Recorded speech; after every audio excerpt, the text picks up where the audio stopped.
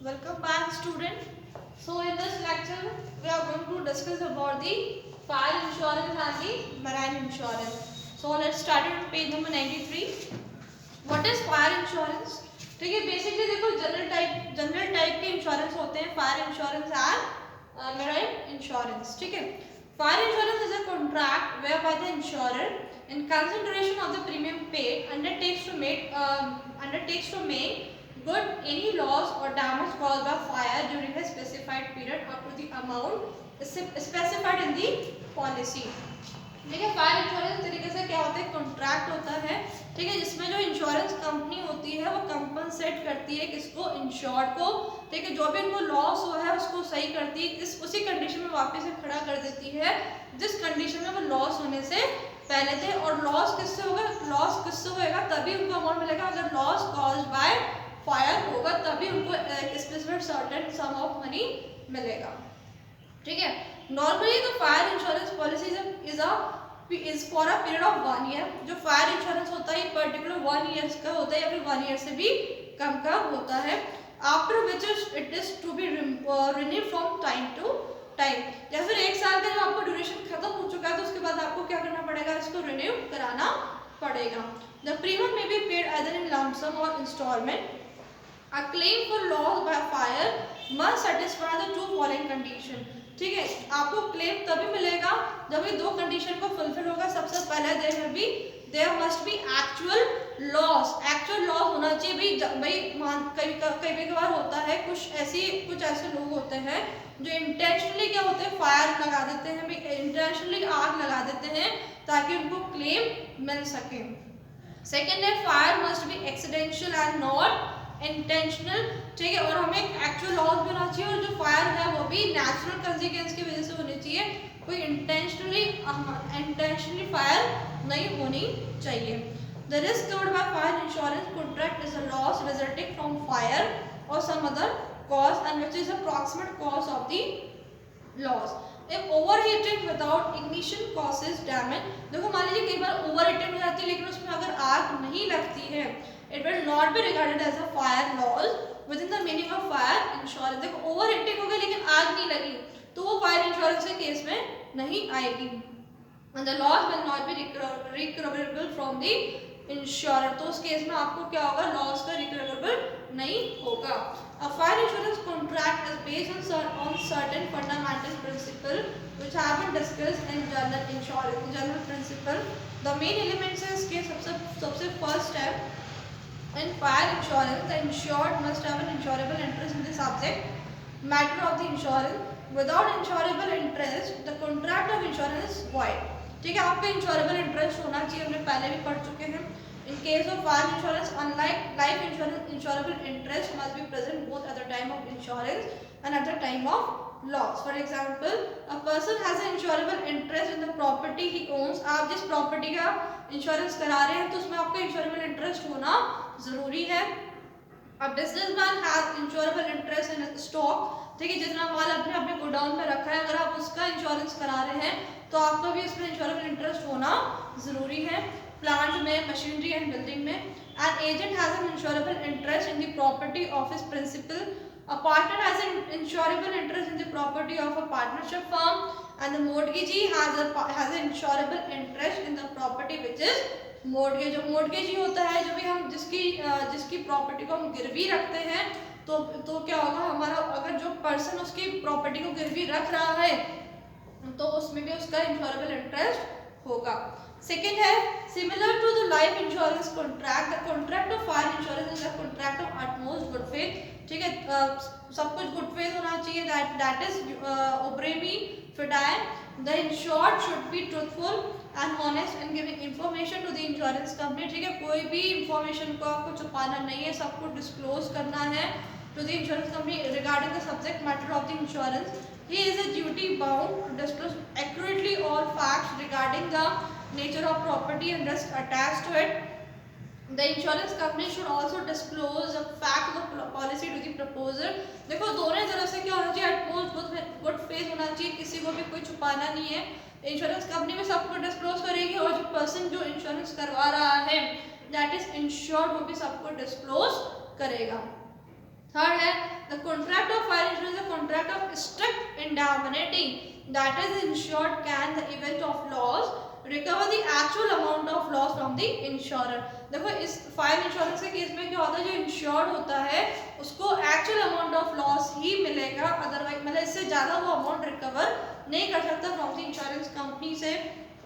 This is subject to the maximum amount for which the subject matter is insured. For example, if a person has insured his house, मान लीजिए हमने अगर हमारे घर का insurance करवाया for rupees 4 lakh, the insurer is not necessarily liable to pay that amount. लेकिन हमें जो इंश्योरेंस कंपनी होती है वो जरूरी नहीं कि 4 लाख ही आपको पे करेगी, although the house may have been totally destroyed by a fire. मान लीजिए जो इंश्योरेंस कंपनी है, ठीक है, अगर आपके घर में आग लग गई और आपका घर पूरी तरीके से जल चुका है, तो इंश्योरेंस कंपनी यहाँ पे ये लायबल नहीं होगी कि जितनी वैल्यू का आपका घर था उतनी वैल्यू आपको इंश्योरेंस कंपनी पे करेगी, नहीं करेगी इतना अमाउंट पे। Although the house may have totally destroyed by fire, but he will pay the actual loss after deducting depreciation within the maximum limit of rupees 4 lakh. लेकिन जो इंश्योरेंस कंपनी होती है वो एक्चुअल अमाउंट ऑफ लॉस पे करेगी, वो भी after the deduction of the depreciation, ठीक है। The purpose being that a person should not be allowed to gain by insurance. क्यों नहीं, क्योंकि एक हमारा पर्पस नहीं होना चाहिए कि भाई कुछ लोग होते हैं भाई इंश्योरेंस करवाते हैं और उससे वहाँ से अपना फ़ायदा लेना चाहते हैं, तो ऐसा केस में नहीं होता है। Fourth, after the insurance liable to compensate only when fire is a proximate cause of damage or loss. जितना आपको लॉस हुआ है उतना ही आपको पैसा मिलेगा by the through the insurance company.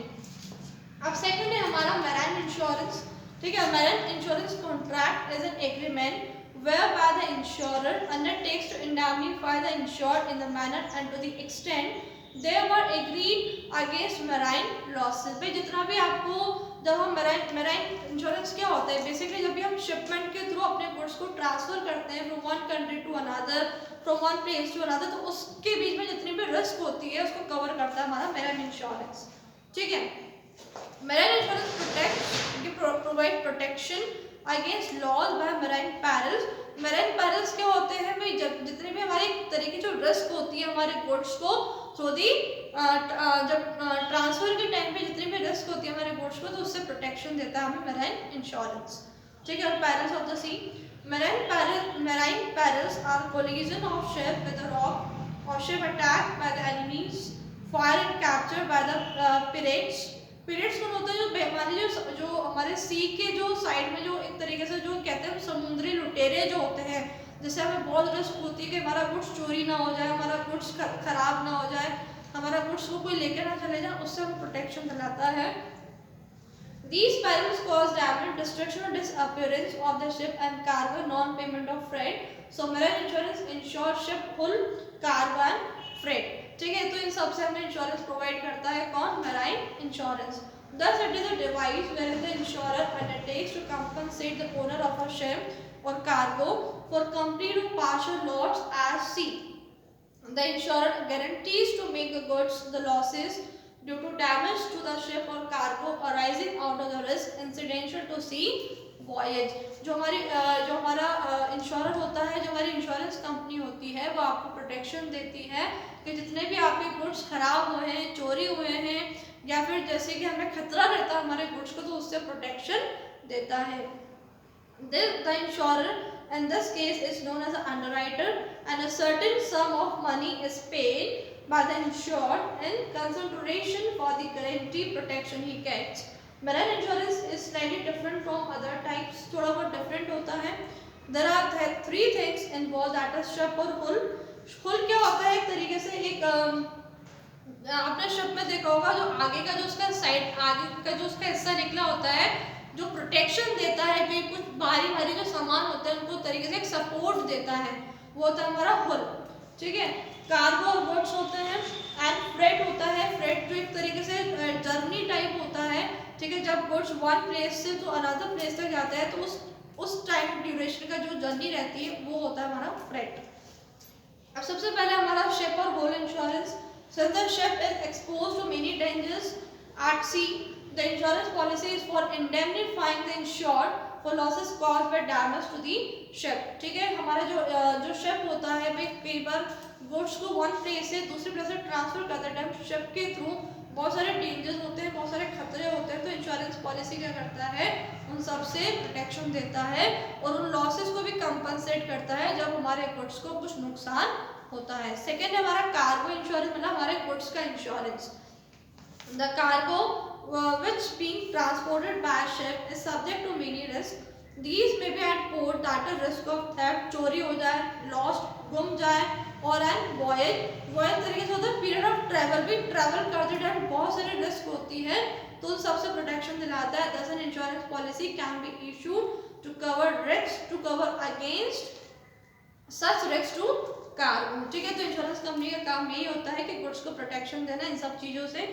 फिर आता हमारा freight insurance, if the cargo does not reach the destination due to damage और लॉस इन ट्रांजिट। मान लीजिए हमारे गुड्स प्रॉपर डेस्टिनेशन तक नहीं पहुंच पाए क्योंकि इन सब रिस्क की वजह से the shipping company is not paid freight charges, तो उस केस में क्या होगा, जो हमारे पास जो जिसको हम गुड्स पहुंचवा रहे थे, ठीक है, अदर कंपनी को, तो कंपनी क्या होगा, वो शिपमेंट का खर्चा नहीं देगा क्योंकि हमारे पास तो गुड्स आई नहीं है। ठीक है, so freight insurance is for reimbursing the loss of freight to the shipping company that is the insured। तो उस केस में क्या होता है, अगर गुड्स पर्टिकुलर कंपनी के पास नहीं पहुंचता है तो जो फ्रेट इंश्योरेंस इसलिए कराया जाता है ताकि हमें उस शिपमेंट का खर्चा मिल सके। ठीक है, फिर आता है fundamental principle of marine insurance are the same as the general principle, इन सब के लिए भी सेम ही है। Unlike life insurance, the contract of marine insurance is a contract of indemnity. भाई अगर आपको लॉस होगा इन सब की वजह से तो आपको यहाँ पे कंपनसेट किया जाएगा, ये होता है हमारा कॉन्ट्रैक्ट ऑफ इंडैमनिटी। ठीक है, the insured can in the event of loss recover the actual amount of loss from the insurance under no circumstances the insured is allowed to make profit out of the marine insurance. जितना आपको loss हो है उतना ही पैसा मिलेगा, आप कुछ और प्रॉफिट इससे नहीं कमा सकते हैं। But cargo policy provide commercial indemnity rather than the strict indemnity.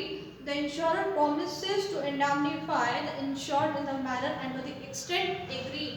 लेकिन मैराइन इंश्योरेंस में कार्गो पॉलिसीज में कुछ ऐसे भी कॉन्ट्रैक्ट होते हैं कि भाई उसमें जितने भी रूल्स लिखे जाते हैं कि हाँ भाई अगर आपको ये पॉलिसी करानी है, अगर आपको इस तरीके से अपने गुड्स को रिकवर करना है तो वैसे भी यहाँ पे पॉलिसी कराई जाती है।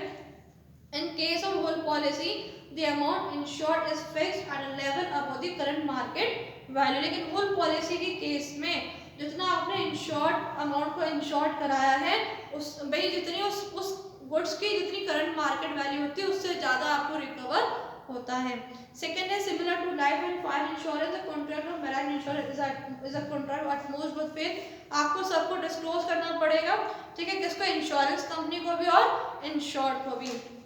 थर्ड है आपका insurable interest must exist, insurable interest भी होना चाहिए। फोर्थ है आपका the principle of cause of proxima will apply to the insurance company will be liable to pay only if that particular nearest cause is covered by the policy. For example if a loss is caused by several reason, ठीक है, if a loss is caused by several reasons, the nearest cause of loss will be considered। भाई मान लीजिए भी आपको loss है बहुत सारे रीजन के वजह से, लेकिन आपको जो नियरेस्ट लॉस होगा उसी पे क्या होगा, कंपनी आपको कंसिडर करेगी। अब आपके इसमें पेज नंबर 94 पे आपको तीनों में डिफरेंसेस दिए गए हैं, लाइफ इंश्योरेंस में भी, फायर इंश्योरेंस में भी, मैराइन इंश्योरेंस में भी। इस तीनों को आपको खुद से ही रीड करना है। So that's all students, this topic is finished here. Remaining portion we will discuss in the next lecture. Thank you.